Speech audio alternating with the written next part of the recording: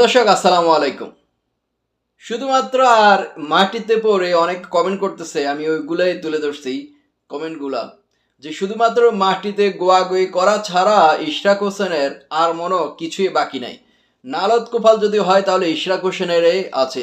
কেন এই কথাটি বলছি? কারণ দক্ষিণ সিটি মেয়র নিয়ে সরকার এবং ইশরাকের যে ঘটনা ঘটতেছে, কাকতালীয় ঘটনা, যদিও কাকতালীয় কোনো কিছু যদি না ঘটে তাহলে ইশরাক, আমার মনে হচ্ছে না ইশরাক দক্ষিণ সিটি মেয়র হিসেবে বসতে পারবে বা তাকে শপথ গ্রহণ করানো হবে।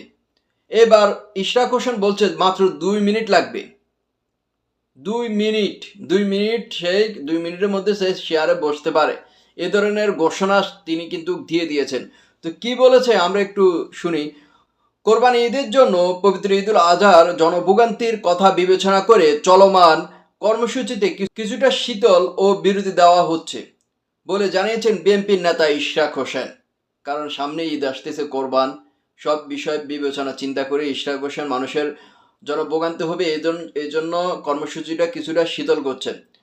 তিনি বলেন, ছুটির পরে সরকারের পক্ষ থেকে শপথের বিষয়ে স্পষ্ট কোনো বার্তা না এলে ঢাকা দক্ষিণের সর্বস্তরের জনগণকে সঙ্গে নিয়ে দুর্বার আন্দোলন গড়ে তুলে ঢাকাবাসীর ভোটার অধিকার প্রতিষ্ঠিত করব।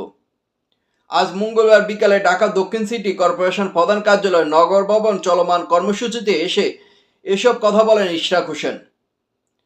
বিগত 2 সপ্তাহে নগর ভবন তাদের নিয়ন্ত্রণে ছিল।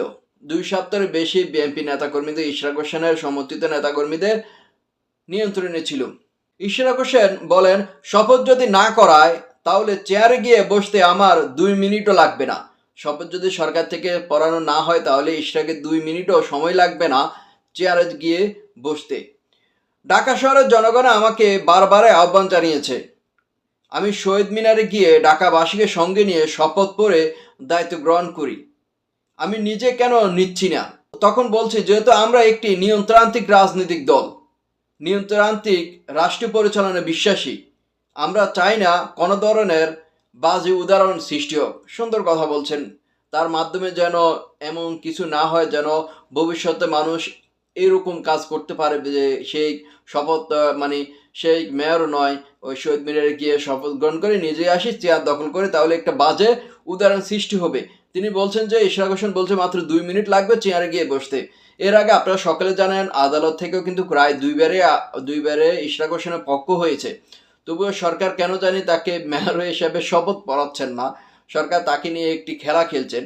তো তিনি আরো কি বলেন দেখুন, এ সরকারকে এখন বাধ্য হয়ে বলতে হচ্ছে, আপনারা যদি শপথ গ্রহণের ব্যবস্থা না করেন তাহলে